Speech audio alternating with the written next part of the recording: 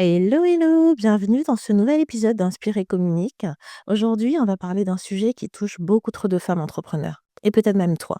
En ce moment, cette tendance à vouloir tout gérer toute seule. Tu veux prouver que tu es capable, que tu maîtrises. Tu ne veux ne dépendre de personne. Et résultat, tu t'épuises, tu t'essouffles, tu t'éparpilles. Même moi, je suis passée par là. Dans cet épisode, je te partage les croyances qui t'enferment et les pièges à éviter et surtout les clés concrètes pour sortir de ce schéma. Première partie, les croyances derrière l'épuisement. Donc, si je ne le fais pas moi-même, ce ne sera pas bien fait. Ça, c'est la première chose que je me suis dit. Je me suis dit, la personne à qui je vais confier ça ne sait pas, ne comprendra pas, n'aura pas le réflexe. C'est la croyance du contrôle. Le résultat, c'est une surcharge mentale et une absence de délégation. Oh, heureusement, je délègue aujourd'hui. Aujourd'hui, j'ai une équipe invisible et elle m'aide justement à avancer. Deuxième point, je dois mériter mon succès par l'effort. Oh non, ça, c'est la deuxième croyance derrière l'épuisement. Parce qu'on croit justement que si je ne galère pas, je ne mérite pas. Malheureusement, c'est une croyance répandue. C'est la croyance de la légitimité. Tu confonds efficacité et souffrance. Demander de l'aide, c'est être faible ou dépendante. Ça, c'est une troisième croyance en fait.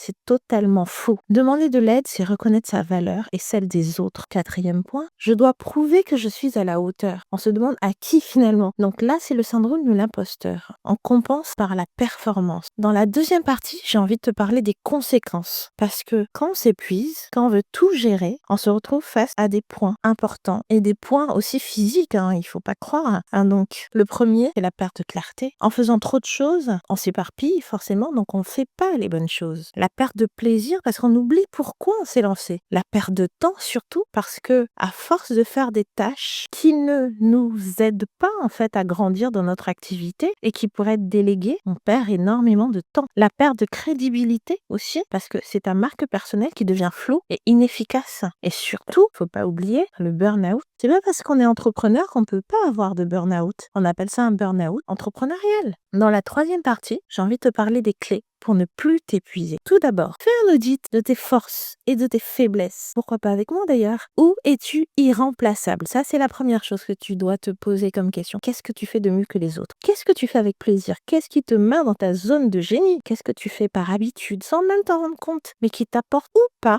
de la valeur? Apprends à déléguer intelligemment. C'est pas abandonner en fait, c'est honorer. C'est t'honorer toi, penser à toi. Utilise des outils simples. Il y a énormément d'outils qui sont sur le marché, aussi bien gratuits que payants, qui peuvent t'aider à y voir un peu plus clair. Donc moi, je vais te citer peut-être Notion, Trello, Canva, ChatGPT, mais il y a tellement d'autres outils. On peut en parler lors d'un rendez-vous. Reprogramme ta croyance centrale qui est je ne suis pas seul. Aujourd'hui, tu regardes autour de toi. Tu as du réseau, tu as des mentors, tu as des partenaires, tu as des groupes d'échange. L'entrepreneuriat, c'est aussi une aventure collective. Tu peux trouver des partenariats, des partenaires, des financeurs, mais même une équipe. Tu n'es pas obligé de rester dans la solitude. Tu n'es pas obligé de tout faire toute seule. En conclusion, j'ai juste envie de te dire, tu ne peux pas tout faire. Tu n'es même pas obligé de tout faire. Ta valeur ne réside pas dans ta capacité à tout porter, ou j'ai même envie de dire à tout supporter. Ta puissance, c'est aussi de savoir t'entourer, de dire non quand il le faut. Non avec un grand N, de choisir ce qui compte vraiment pour toi